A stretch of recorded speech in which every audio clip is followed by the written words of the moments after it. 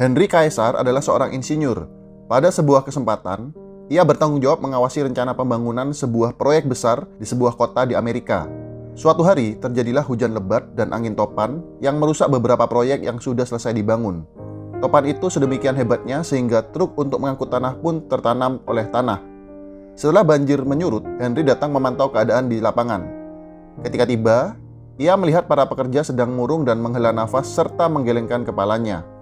Ia pun bertanya pada kepala mandor, "Mengapa semua pekerja kita terlihat murung?" Kepala mandor itu pun balik bertanya, "Apakah Anda tidak melihat keadaan di depan mata kita yang menyedihkan ini? Lihatlah, semua mesin tertanam di dalam tanah." "Tanah?" Henry berkata dengan nada gembira. "Benar, tanah," kata kepala mandor dengan terkejut. "Coba Anda lihat, di sekeliling Anda adalah lautan tanah yang tidak ada batasnya." Henry tersenyum dan berkata, "Tidak, saya tidak melihat tanah." Kepala mandor sangat terkejut. "Mengapa Anda berkata demikian?" "Kawan-kawan sekalian," Henry mengeraskan suaranya, "saat saya mengangkat kepala dan melihat ke atas, saya melihat langit biru dan matahari yang sedang bersinar. Saya tidak pernah melihat ada tanah yang dapat melawan sinar matahari. Tak lama lagi, saya yakin tanah akan menjadi kering dan kalian dapat segera menghidupkan mesin dan mulai bekerja."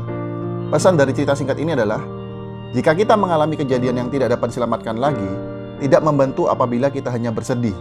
Kita harus dapat menghadapinya dengan sikap yang aktif, positif, dan beritahu diri kita sendiri, apapun yang terjadi, pasti ada sisi baiknya. Segeralah berjuang semaksimal mungkin untuk mencari jalan keluarnya dan memecahkan persoalan yang ada. Asalkan kita memiliki harapan, keyakinan diri yang dalam, dan selalu berpikir dari sisi yang baik, kita pasti akan menemukan titik terang.